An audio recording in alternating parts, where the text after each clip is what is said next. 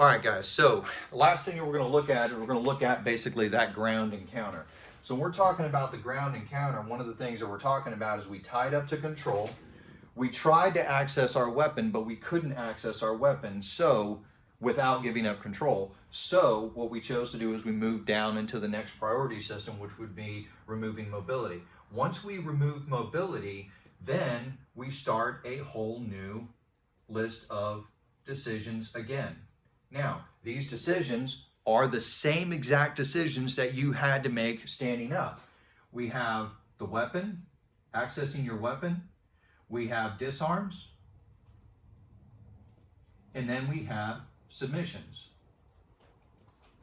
So, the same priorities work, and they work in the same exact order.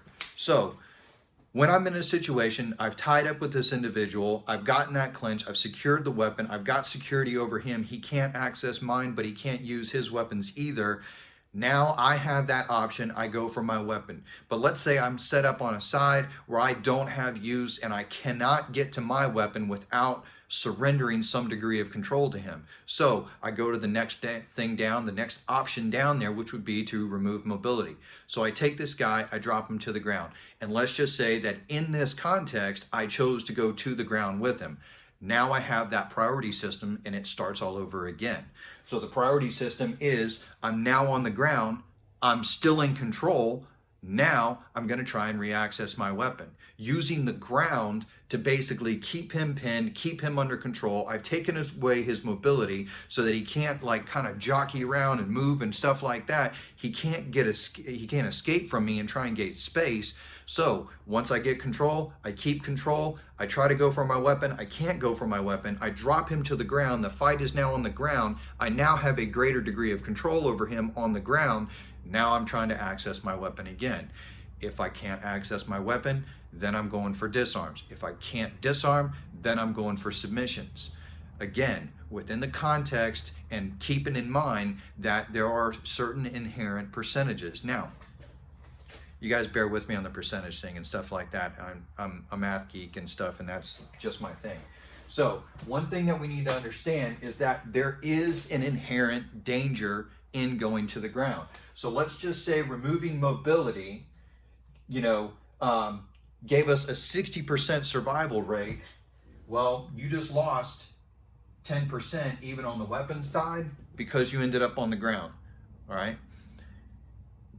The ground is definitely, it's a modifier and it's an environmental element that we can use to our advantage, but we do have to acknowledge, especially us BJJ guys and wrestlers, we do have to acknowledge that there are inherent dangers in going to the ground in an environment that you don't control all the factors. So we take a 10% hit there. Guys, don't get hung up on the numbers. These are just rough numbers to kind of illustrate ideas.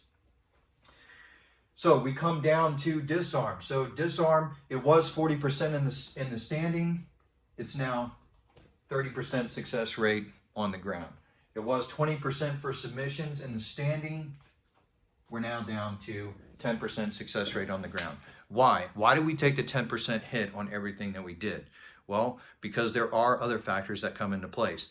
Number one, our situational awareness has a tendency to be depleted when we're in a situation where we no longer have the same degree of mobility. When I don't have the ability to pay attention to everything that's going on around me, I'm not going to see other people entering the fight. I'm not going to see weapons come into play. I'm not going to see situations, all right?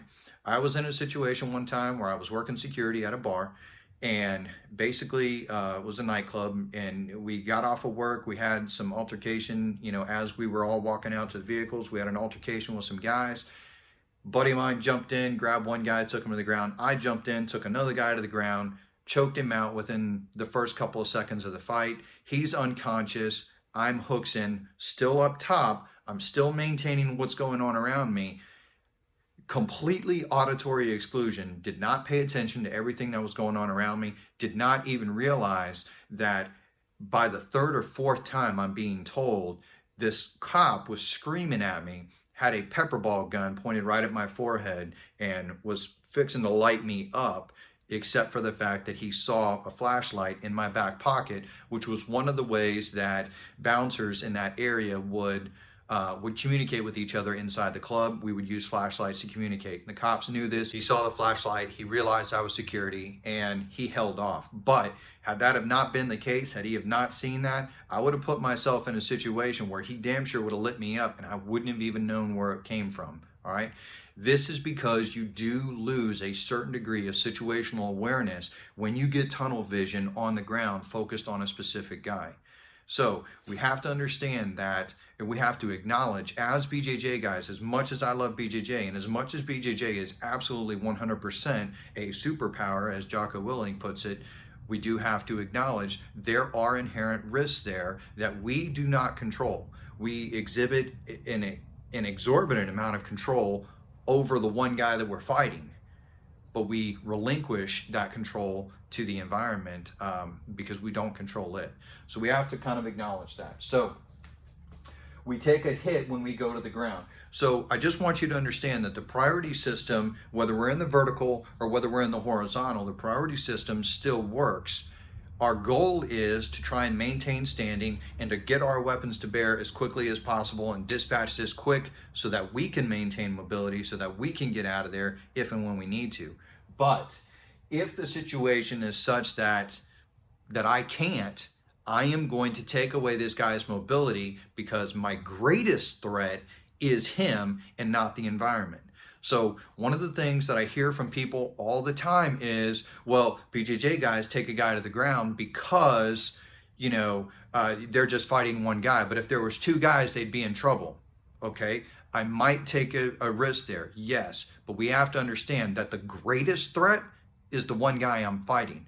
I cannot dictate a system based on what ifs and maybes and things like that. What I know is, in this moment, I know I'm in a fight with one guy.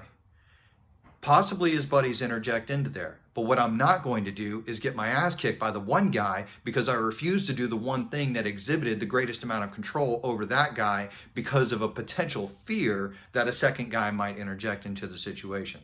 So I think you understand kind of what I'm getting at here. We're going to deal with the greatest threat first, whether we're talking about weapons or whether we're talking about multiple attackers, whether we're talking about environmental issues, things like that. We're talking about dealing with the greatest threat first. We're talking about a system of priorities. The priority is this. The one guy is the issue. Deal with him first. Exhibit control, access your weapon. If you can't access your weapon, drop him to the ground. If you have the ability to drop them to the ground and maintain separation and you're able to bring your weapon up and that's contextually appropriate, do so. If you can't, drop to the next thing. You're going to work for disarm. Drop to the next thing. You're going to work for submissions.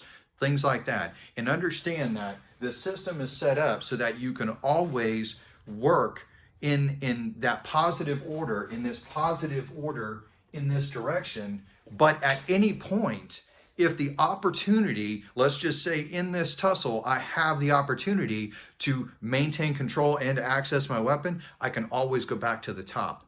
I can always go back to the highest priority as the situations change.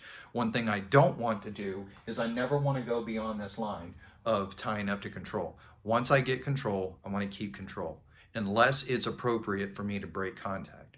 So I think you guys can kind of get what I'm getting at here. We're going to take this and we're going to expand on some pre-fight indicators, and we're going to look at that cone of vision and stuff like that and how all that plays in the next one. So you guys train hard.